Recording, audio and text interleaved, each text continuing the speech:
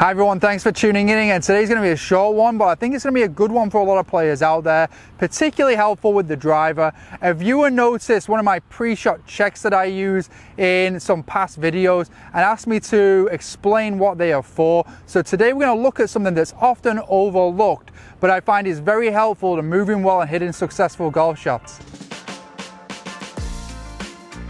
As I mentioned, this was a viewer requested video, so Mark Fitzgerald, I'm pleased that I'm finally getting to this one for you. I know it was a few weeks ago that you asked about this specific element of my pre-shot routine. And as I mentioned in the intro, I think this is going to be really helpful for a lot of players, particularly with driver, and I'll explain why when we get into the video. First of all, I just want to share though that my website is currently being updated, so if you would like to connect to set up an online lesson or a lesson in person, please feel free to email me directly, ian@ianmellorgolf.com, and I'll be happy to get you set up. Okay, so the pre-shot feel, or part of that pre-shot routine that I was using that Mark noticed, was that as I would get set to the shot, I would place my left hand, or the back of my left hand, on the back of my trail forearm as I'm getting set, and he was simply asking what I was doing in that process and what that was for. And just to give a little bit of history on that preset movement that I was doing, or that part of the routine that I was doing, the left forearm, or the left hand behind the trail forearm, for me initially was a pitching drill that was shared to me by Dr. Mark Bull, and just a really great pitching drill to match up the sequencing, control the energy, and get some nice rotation with the rib cage. Just an awesome little drill that I found very helpful for pitching.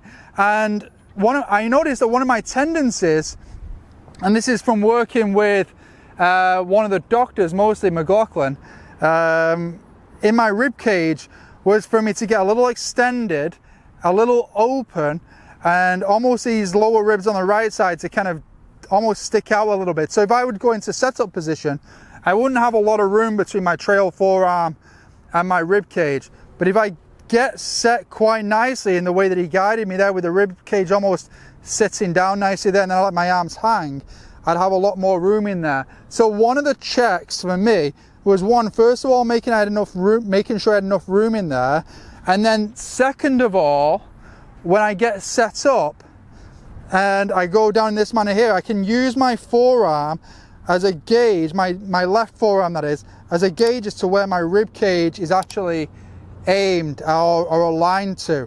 So if I bend down nicely there and do that move there, I know that my rib cage is set up nicely there, and it's not getting, I'll show you from face on, it's not getting pointed out this way, especially with that forward ball position with the driver. That's why, particularly with the driver, I find this helpful, because it's really easy to reach forward for that ball position and get open and get pulled into the tendency that I'm trying to work away from. So with the driver, getting in there in that way and making sure I've got that space in here was really helpful for me to make sure that I'm starting in a nice spot. It obviously makes the game more challenging if I'm starting in a position where I'm a little extended through the rib cage, or through the spine I should say. I'm a little extended there and I'm a little open in the start. It's going to make it really hard for me to make a nice rotation on the way back. So that essentially is all I was doing with that pre-shot routine there. So get in there, get set, get everything the right distance from the ball, make sure my rib cage is square, get my left hand on, and hopefully then you'll see my arms match quite nicely, and then give it a rip.